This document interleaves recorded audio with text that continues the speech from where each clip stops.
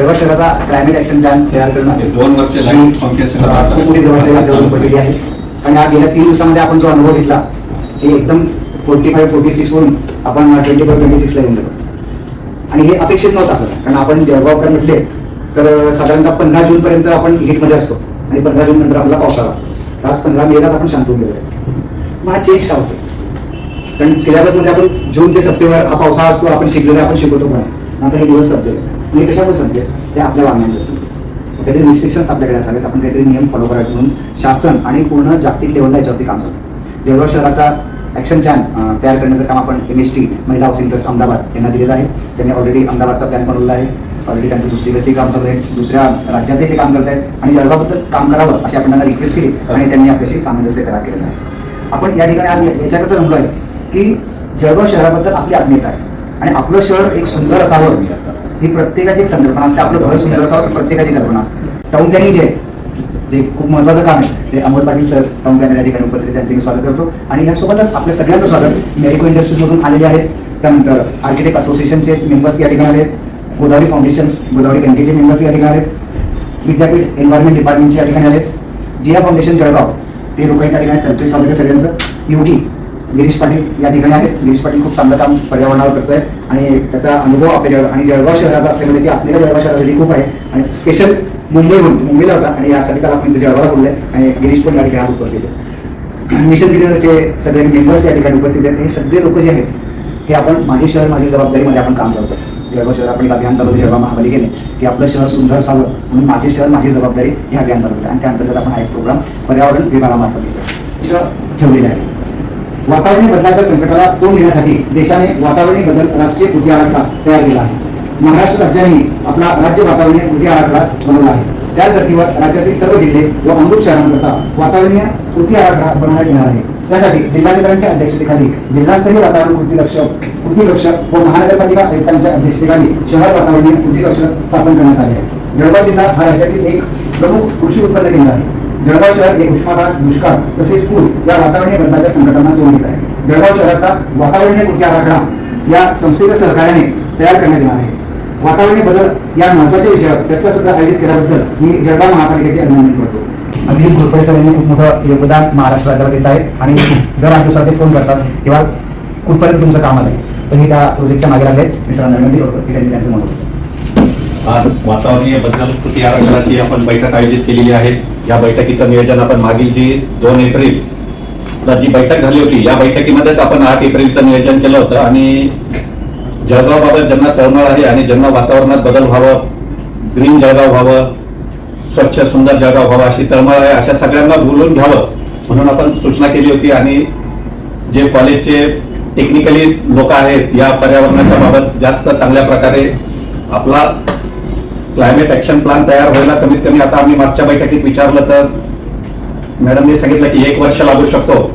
तर प्लॅन तयार झाल्यानंतर त्याच्यावर चर्चा करण्यापेक्षा प्लॅन तयार करताना आपण जर काही मार्गदर्शक सूचना मांडल्या तर त्या प्लॅनचा आपल्याला निश्चितच त्याच्यामध्ये समावेश करता येऊ शकतो. म्हणून जे तज्ज्ञ मंडळी आहेत किंवा जे प्रत्येकाला वाटत असतं की असं केलं तर असं होईल, असं करायला पाहिजे होतं, तसं करायला पाहिजे होतं, परंतु त्याला व्यासपीठ मिळत नाही.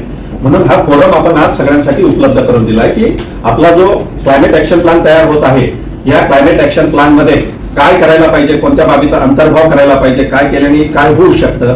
आता आपल्या सरांनी अभिजित घोरपडे सरांनी शुभेच्छा दिल्या की आपलं जे कार्बन उत्सर्जन आहे ते कमी करायला पाहिजे. आपल्याला आता थोडं आपण 2 वरून 13वर आलो, थोडा त्रास झाला, दिलगिरी व्यक्त केली. पण आपण एक विचार केला का, दुसऱ्या सभागृहामध्ये आपण बसलो असताना 8 AC, 16 पंखे आणि 24 ट्यूबलाईट जळत होत्या. काय वाढत होतं? कार्बन उत्सर्जन वाढत. हे आपल्याला कसं कमी, आपल्या छोट्या छोट्या गोष्टीतून आपण हे करू शकतो. आपल्या घरामध्ये जर 6 लाईट लागलेल्या असतील तर आपण 5 बंद करून आपण वाचन करत नाही आहोत ना, तर 1 बल्बवरती काम होऊ शकतात. म्हणजे छोट्या गोष्टीतूनही आपल्याला कार्बन उत्सर्जन कमी करते. कार्बन उत्सर्जन कमी होणं कोणत्या गोष्टीतून होईल तर आता त्याचं भरपूर म्हणजे एजन्सी निघाल्यात, संस्था निघाल्यात, कार्बन फूट मॅप निघालाय की कार्बन कसं हे करता येईल, कार्बन कसं वाढणार, कमी होणार, आपलं रेटिंग कसं हे होणार, तर याचे बरेच एजन्सी आहेत, संस्था आहेत. पण छोट्या छोट्या गोष्टी की आपण टेक्नॉलॉजीचा किमान वापर आणि कमीत कमी नैसर्गिक याच्यामध्ये जेवढं आपण हे करू तेवढं आपलं कार्बन उत्सर्जन कमी होतं. हे छोट्या उदाहरणातून मी तुम्हाला दाखवलं. झालं, थोडा त्रास झाला, त्याबद्दल दिलगिरी व्यक्त करतो सगळ्यांची. आणि आपण आता ज्या याच्यासाठी जमलेलो आहोत, खास अहमदाबाद मधून आपल्या ताई आलेल्या आहेत की त्या आपला क्लायमेट ऍक्शन प्लॅन तयार करणार आहेत. पण आपल्या थोडक्यामध्ये म्हणजे आपली 2-4 जी बैठक झाली होती, त्या बैठकीमध्ये आपलं असं ठरलं होतं की आपलं महिला हाऊसिंग ट्रस्टनी आपला ओपन डेफिकेशन प्लॅन सादर केला होता. तर त्या ओपन डेफिकेशन प्लॅनचं काय झालं, कारण प्रत्येक गोष्ट ही एकमेकांशी निगडीत असते. तसेच आपलं मेहरून लेक जे जळगावचं लेक आहे, म्हणजे जळगावचं महानबिंदू आहे, त्या मेहरून तलाव लेकचा पण त्यांनी एक अहवाल सादर करणार होते आज, आणि ग्रीन प्लांटेशनचा अहवाल, असे 3 अहवाल आपल्या त्यांच्याकडून अभिप्रेत आहे. आपल्या सर्वांचा परिचय तर प्रकाश पाटील यांनी दिलेला आहे. आपणही आपला परिचय सगळ्यांना एकदा द्यावा. मी श्याम विठ्ठल गोसावी, ऍडिशनल कमिशनर नाशिक. आपण सर्वांनी एकमेकांना परिचय देऊ आणि हा फोरममध्ये आणखी वाढत जातील लोक. जेव्हा संख्या वाढत तेव्हा आपण 2 वर जाऊ, पण तोपर्यंत 13वरच घेऊ. एकेकाने आपला आपला परिचय आणि आपलं हे करून द्या. नमस्कार, मी डॉक्टर कल्याण बोलले, सहाय्यक आयुक्त जळगाव. नमस्कार, मी Shekhar Jadhav, deputy executive engineer Mahavitaran. नमस्कार, मी दीपक सराफ, क्रेडाई जळगाव प्रेसिडेंट. नमस्कार, मी तुषार महाजन, क्रेडाई जळगाव सेक्रेटरी. नमस्कार, मी गणेश चौधरी, क्रीडा महाराष्ट्र. नमस्कार, मी सागर संवेदन. नमस्ते, मी भारती भोसले, प्रोग्राम मॅनेजर महिला हाऊसिंग. नमस्ते, मी दीपाली कोळगे, महिला हाऊसिंग ट्रस्ट फॉरेन. पण गेल्या लास्ट काही वर्षांपासून आम्ही climate change, heat action plan आणि सिटी लेवलवर हे कामं करतो आहोत. आम्ही 11 राज्यांमध्ये आहोत आणि हर एक राज्यामध्ये आमची ऑफिस आहे आणि 44 पेक्षा जास्त शहरांमध्ये आम्ही कार्यरत आहोत. गेली मीटिंग जी आमची होती, सरांनी जी सांगितली त्याप्रमाणे, तर गेल्या मीटिंगमध्ये आपण टास्क नक्की केले होते की आपण याप्रमाणे आपण पुढे जाऊया. तर सगळ्यात अगोदर होतं आमचं क्लायमेट ॲक्शन प्लॅन आम्ही जो बनवत आहोत, तो क्लायमेट ॲक्शन प्लॅन कुठपर्यंत त्याचा आला. कारण की क्लायमेट ॲक्शन प्लॅन बनवताना अमुक त्याच्या स्टेजेस असतात. आपण रिस्क असेसमेंट करतो, कार्बन सिक्वेस्ट्रेशनचे कॅल्क्युलेशन करतो आणि त्याच्यावर डिटेल काय काय काम झालंय, कोणते कोणते टूल्स आपण यूज केले ते मध्ये जाईल आहे. आमचा नेक्स्ट स्टेप तोच आहे की हे जे सगळं आहे डेटा तो आपण कर्व टूलच्या बरोबर अटॅच करूया, ज्याच्याने आपल्याला सिनॅरिओ अनालिसिस मिळेल आहे. आणि पॅरलली आम्ही व्हलनरेबिलिटी असेसमेंटसाठी लाईक आय सेड जे पण नेटवर्क इन्फ्रास्ट्रक्चर आहे आणि सोशल इन्फ्रास्ट्रक्चर आहे ते सगळं मॅप करायला लागूया GIS मध्ये. तो हर इंडस्ट्री का डेली एटलीस्ट 20 to 25 सीट जो रहती है उनको दिन भर जलाया जाता है, so that they can be reuse. वो जो हैजर्डस गैसेस है, क्योंकि वो पॉलीमर जब जलता है तो CO2 और क्या क्या और एमिट करता होगा वो, दैट इज योर पार्ट. तो इसकी वजह से पाटिल सबको एक बार बताना चाहता था कि हम लोग जो डे टू डे पोस्टिंग करते हैं अपने इसमें कि कोई अपने जो सिटीजन है वो ट्रीज को पानी देने जा रहे हैं फिर केयरफुली, और हमारे यहाँ MIDC में ऐसा होता है कि हम लोग जिया फाउंडेशन से है, I am the vice president of the Jiya secretary. तो हम लोग इतने केयरफुली ट्री प्लांटेशन करते हैं एंड मेनी टाइम्स MSCB के लोग जो है जब उनको ट्रिमिंग करना रहता है वेरी रिडिकुलसली और विदाउट केयरिंग एनीथिंग, जब वो टाइमिंग जो वो रहता है उसको जब अपन वो करते हैं, उसका बर्तन करते हैं, तो उस समय अपनी मम्मी जो फीलिंग्स रहती है उनको किसी प्रकार का कोई वो केयरिंग न करते हुए just they go and cut anywhere, so that कि वो अन्यथा मत लेना आप कोई लोग जिस किसी भी ठेकेदार को काम दिया हुआ है, so that we can get the locks, big locks कहीं पर भी कट कर देते हैं. तो प्लीज टेक केयर. आणखीन एक पॉईंट हे याच्याकरताच मी सोबत आणलेलं आहे. यांनी जे पॉईंट सांगितला साहेबांनी त्याच पॉईंट करता आपण जर झाडांना पहिलेपासूनच प्रूनिंग किंवा कटिंग प्रॉपर केली तर प्रॉब्लेम पुढे जाईल ना. तो म्हणजे आता जर 10% त्याला कट केलं तर पुढचं 100% कमी होईल. हा एक चांगला एक बेस्ट पॉईंट आहे, हे जे मी याच्याकरताच आणलेलं आहे. आणि तुमच्या मताशी मी अगदी सहमत आहे. त्या लोकांना थोडी बेसिक ट्रेनिंगची गरज आहे, जे कटिंग करतात ते MSCBचे म्हणा किंवा कुठलेही म्हणा. आणि ही गोष्ट फार जिव्हाळ्याची आहे, म्हणजे पर्यावरण हा विषयच फार जिव्हाळ्याचा आहे. आणि त्यातल्या त्यात जी झाडं असतात ती अगदी लहान बाळाप्रमाणे 2 वर्ष 3 वर्ष सांभाळून आणि मग आपण लावत असतो, कुठे असो, MIDC मध्ये म्हणा किंवा कुठे म्हणा. आम्हाला असं वाटत होतं पहिले की MIDC मध्ये काही सेन्सिटिव्हिटी नाही आहे, पण ऑफकोर्स म्हणजे त्यांच्याकडे सेन्सिटिव्हिटी खूप आहे. तर हा एक बेसिक पॉईंट आहे म्हणजे नोट करणार का, की त्यांना ट्रेनिंगची खरंच गरज आहे, की ज्याच्यामुळे जी झाडं जी चांगली आहे ती फार खरडून कापली जातात आणि उन्हाळ्यात जर का ते कट केलं किंवा आधी सीझनला बघता कट केलं तर ते अक्षरशः मरतात. वेगळे आहे. पोल्युशन कंट्रोल बोर्ड सोबत आम्हाला, मी म्हटलं ना, पोल्युशन कंट्रोल बोर्ड सोबत वेगळ्या एक मीटिंग आम्हाला हवी आहे की ज्याच्यामध्ये आपण काय करू, MIDC आणि पोल्युशन कंट्रोल बोर्ड याचं एक आपण मीटिंग अरेंज करू. जॉईंट मीटिंग MIDC आणि pollution control.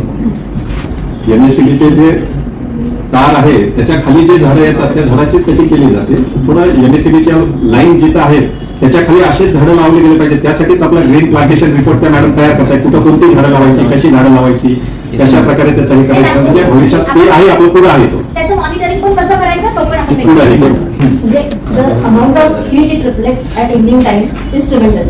We are facing it. मी रॉयल पॅलेसच्या लाईनीत राहते. तो डिफरन्स आम्ही ऑब्झर्व करता आहे की टार रोड असताना संध्याकाळी काय टेम्परेचर असायचं आणि आता सिमेंट रोड नंतर जे टेम्परेचर आहे कुलिंग 8-8.5 पर्यंत होत नाही. किती टेम्परेचर वाढले तरी सर जळगावला कॉन्क्रीट रोडची गरजच नाही. आणि तो विषय बरोबर आहे सर की सगळीकडे कॉन्क्रीट रोड चालू आहे. म्हणजे त्याच्यामुळे किती वाढेल आणि कॅल्क्युलेशनही होणार. जगाला खर्च पण सगळं बोरिंग ड्राय होती. लेवलला अजून एक सजेशन देते मी. म्हणजे I don't know how much it is going to be followed but we are digging up the whole plot for basement. ठीक आहे, we are digging up edge to edge of the plot for the basement. ठीक आहे, आणि मग आपण काय करतो त्याला सिमेंटिंग बेस करतो.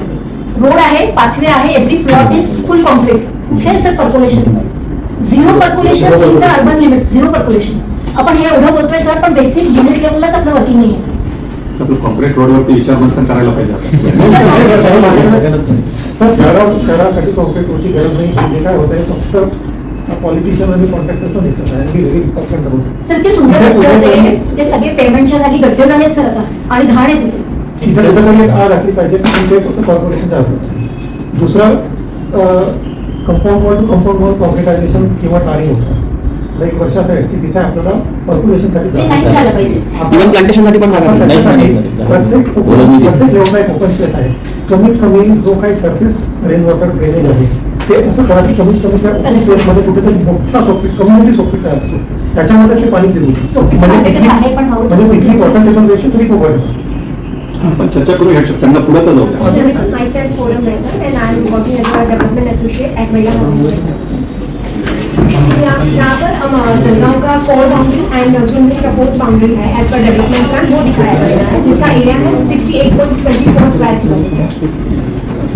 अब यहाँ पे मैं एक चीज बताऊँ, जो हमने पहले 2021 में जो मैप लिया था और जैसे मैंने बताया कि मास्टर्स के स्टूडेंट ने किया था, तो तब यहाँ पे बाउंड्री में फर्क देखा गया था. और अब जबकि हम क्लाइमेट एक्शन प्लान पे एक्चुअल ग्राउंड पे डेटा लेके कर रहे हैं, तो अब जो न्यू एरिया बाउंड्री वो जो आया है वो अभी एकदम से एक्चुअल निकल के आ रहा है. तो वो भी एक फर्क दिख रहा है कि जब आप रिसर्च प्रोजेक्ट करते हो और ग्राउंड से डेटा लेते हो तो क्या डिफरेंस आता है.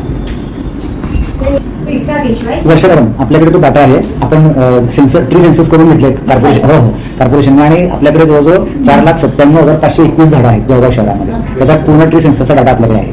तो अच्छा ठीक आहे, मी बोलते. आपण मागच्या वर्षी पूर्ण केला तो. आणि हीट आइलैंड इफेक्ट ऑब्वियसली 1 से 3 डिग्री कम हो जाता है.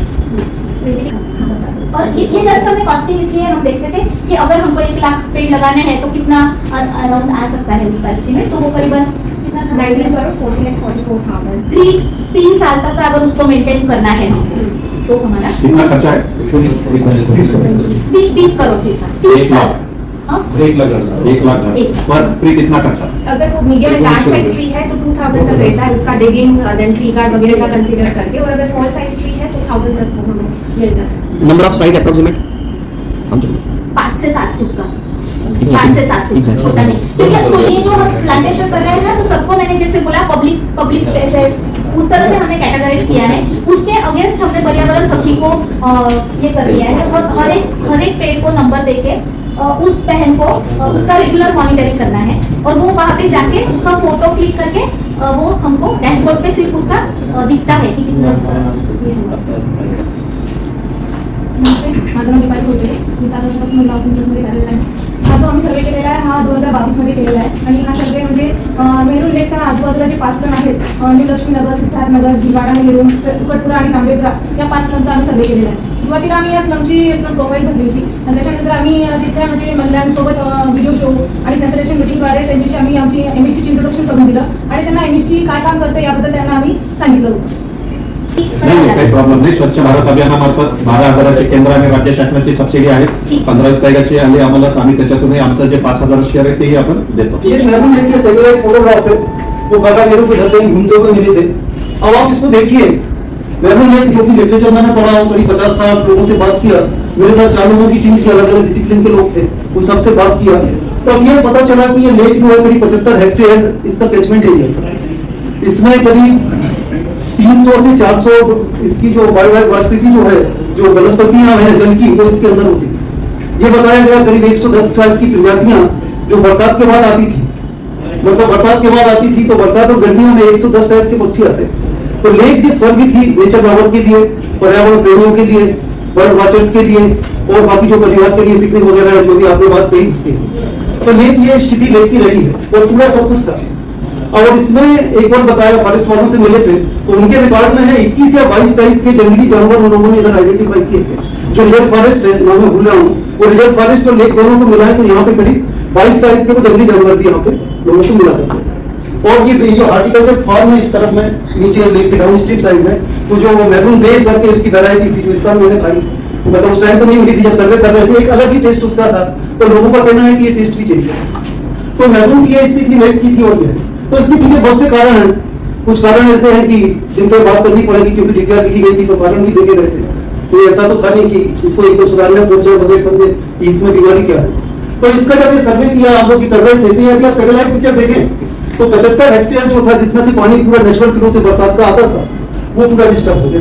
इधर देखिए मकान फ्लैट वगैरह आना चालू हो गए, ये पूरे फ्लैट्स आ गए, यहाँ पे पूरा स्लम एरिया आ रहा है, जिसको मैडम ने अभी बताया सर्वे वगैरह करके इसका। और ये अपार्टमेंट जो एरिया मैंने दिखाया था, अपार्टमेंट्स का पानी ऐसे आते आते और ये सीधा घाट में से होके इसके अंदर चला जाता है। ये कचरा आपको दिख रहा होगा, यहाँ पे कुछ जानवर भी दिख रहे हैं और ये कचरा आपको दिख रहा है, ये सब। और ये जब मैं इधर आया तो इधर पे आने में मेरे को इसको लांग के आना पड़ा, क्योंकि ये पानी एकदम से इसके अंदर में पूरा गंदा पानी पूरा फैला हुआ। बाद में यहाँ एक ड्रेन बना दी गई, जब मैं दूसरी बार आया ऐसी सिटी में से बात किया था, तो ये ड्रेन बना दी तो पानी इतना नहीं फैल रहा था, लेकिन लेक में तो आएगा। दूसरा और इसी का देखिए एक सीमेंट का पाइप लगा दिया और पानी को चैनलाइज करके प्रॉपर लेक में जाने की बात कर दी, तो कुछ पानी यहाँ पे रुका हुआ था। तो मेरे को बताया गया कि आज नल नहीं आए थे, इसलिए यहाँ पानी कम नहीं थे, पानी पूरा भरा। तो गैस की मैंने बात की थी, ये इतनी करीब 40 एक का एक पूरा रेवा हम लोग के सामने आया, कहीं से भी कूद के इसमें आ गया। और कचरा जो है पूजा पाठ हवन का जो हम लोग डाल देते हैं, ये जो लैंडी नाला है, ये इसलिए बताना जरूरी है कि होलिस्टिक हम बहुत कम मौका मिलता है तो लेक को हम ढंग से समझ पाओ। ये लैंडी नाला है जहाँ से पानी आता है, मेरे को ये बताया गया कि इंडस्ट्रियल एरिया से आता है, उसके बाद स्लम से उसमें आता है, और कितना सारा कचरा इसके अंदर में है वो आप देखिए। ये पूरा का पूरा जगह है, उसमें 4-5 क्राइटेरिया दिए हुए हैं। एक तो एफॉरेस्टेशन पूरा है, कैचमेंट एरिया को देखना है, नेचुरल नाले हैं जिनमें से पानी आता था, उनको जितना संभव हो सके यथा स्थिति में रखा जाए।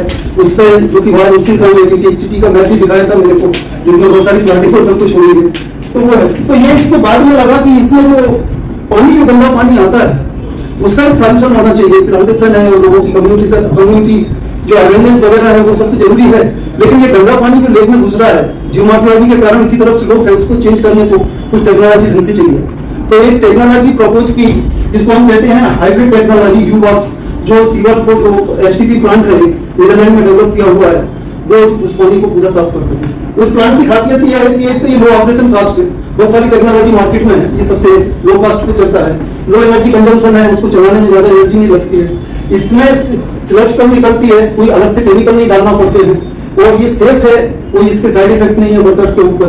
इसके इक्विपमेंट स्टील के होते हैं, 50 साल की कम से कम गारंटी होती है, और साथ में इसका जब ये प्लांट वहां रन होता है तो कोई बदबू नहीं आती। इसको यूवास को कहते हैं, तो ये है ये टेक्नोलॉजी से। तो बाकी जो टेक्नोलॉजी मार्केट में है अलग अलग नाम से आपको सब जानते हैं, SDR है, MDPR है, ये सब, तो वो सब एरोबिक कंडीशन में काम करती है। ये वाली जो टेक्नोलॉजी है जो एनाएरोबिक इसमें काम करती है। अपार्ट फ्रॉम दैट उनके जो वेंडर्स रहते हैं, जैसे प्लास्टिक इंडस्ट्री में क्या होता है कि उनका जो वेस्ट रहता है उसको वॉश करने के लिए पानी का यूज किया जाता है, तो वो उसमें प्लास्टिक सोडा एनी अदर केमिकल्स जो भी उनके और क्लैरिफिकेशन आने के लिए प्लास्टिक्स में वो यूज करते हैं, तो पूरा जो एफ्लुएंट वाटर है वो पूरा इसे ड्रेन कर देते हैं, क्योंकि उनका कोई एनपीसीबी का कनेक्शन नहीं है, दे आर नॉट रिस्पॉन्सिबल तो जो मेन ऑनर है वही है।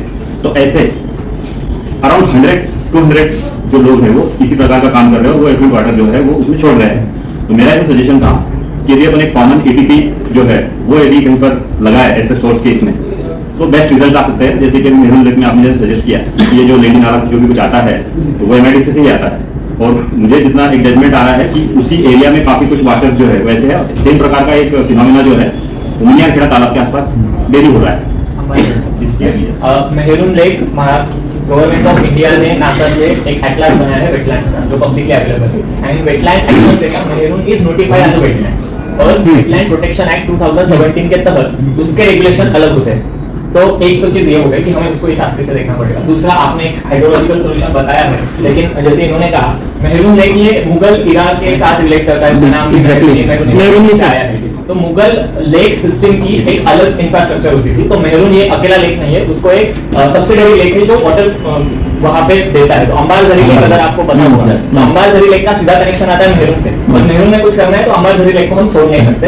एट द सेम टाइम जब आप माइग्रेटरी बर्ड्स की बात करते हो तो शिवाजी उद्यान, लांडोरखोरी और वाघुर, ये तीनों के ट्रायंगल में माइग्रेशन रूट्स मैप है। और जलगांव में काफी ऑर्निथोलॉजिस्ट है, कई लोग इन्होंने इसका प्रॉपर रिसर्च डॉक्यूमेंटेशन किया है। तो मेरा ये कहना है कि इसको बस हाइड्रोलॉजिकल सॉल्यूशन की तरह ना देखते हो और इंटीग्रेटेड करें, क्योंकि मतलब इसके अलावा जैसे डिसिल्टेशन का एक एस्पेक्ट है जो हम कंसीडर नहीं कर रहे इसमें।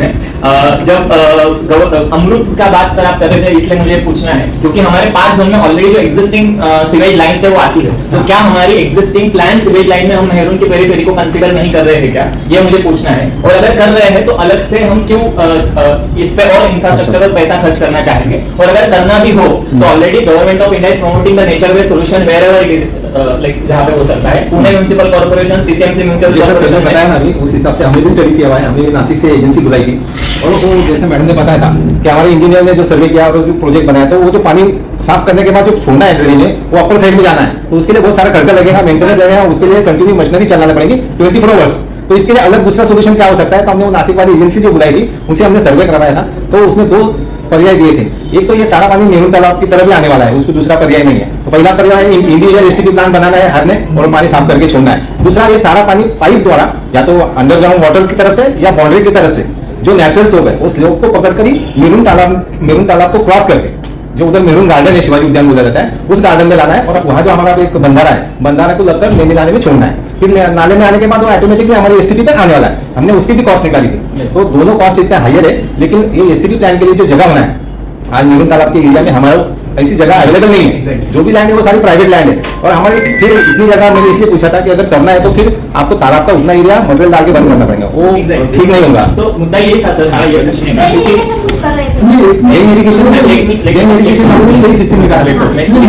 फर्स्ट एस्पेक्ट जो था वेटलैंड का स्टेटस अगर हम देते हैं तो इसके ये चीजें बदल जाएगी। दूसरा सजेशन ये था कि अंबारझरी लेक और उसकी जो सपोर्टिंग इकोसिस्टम है इसको भी प्लान में कंसीडर हो। हम बस मेहरून नहीं देख सकते अगर हम पूरे इकोसिस्टम की बात कर रहे हैं। माइग्रेटरी बर्ड्स, इन्वेसिव स्पीसीज, इनको भी देखना पड़ेगा और साथ में जो नए से बनी हाउसिंग सोसाइटीज है यहाँ पे जनरली एनओसी के वर्क ग्राउंड उनकी रिस्पांसिबिलिटी और water supply will be taken care by them, इस तरीके से शायद लिखा जाता है अगर मैं सही हूं तो। और इस वजह से ground water is the main source for them. और हमने मेहरून लेक के आजू बाजू के सोसाइटीज जो थे उन लोगों को सेंसिटाइज करके मीटिंग में भी बुलाया था, उनसे मीटिंग में एग्री भी करवाया था कि हम इसमें एग्री है। काफी सारे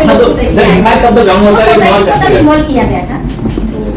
मेरा सजेशन रहेगा कि ये जो टेक्नोलॉजी है जो कि आपका मतलब एरोबिक एनारोबिक तो यूजुअली इसको यूएसबी काइंड ऑफ कहते हैं, जिसमें वाटर ट्रीट भी होता है, एरोबिक एनारोबिक जो भी है और गैसेस भी होते हैं। तो प्रॉब्लम ये है कि gases is the by product, वो तो अगेन डिपेंड, बट ये जो प्रोसेसिंग ये सब उससे अच्छा है कि इससे लेक अल्टीमेटली वो एक एज अ टूरिस्ट पॉइंट रहेगा। तो जैसे वेट लाइन मतलब वेट कंस्ट्रक्शन जो होता है ना, तो वो उससे क्या होता है ना, जैसे उसमें उन्होंने मैं भी वही बोलने वाली थी कि वो एक अट्रैक्टिव भी रहेगा, प्लीजेंट फीलिंग भी देगा और पूरा ये जो बायोडाइवर्सिटी का जो भी कंसेप्ट है ना वो भी आएगा। और उसके लिए it is not in the crore, मतलब what I know the commercials about the wetland constructions and it is very successful. Even PNC is applying, every society is not only the apartments and all are only adopting this technique, so it is very commercially also viable, so which is a very best technology and treat the water in your within your city hill स्टेशनचा जो project आहे अहमदाबादला successfully run झाला, महाराष्ट्रात कुठेही नाहीये।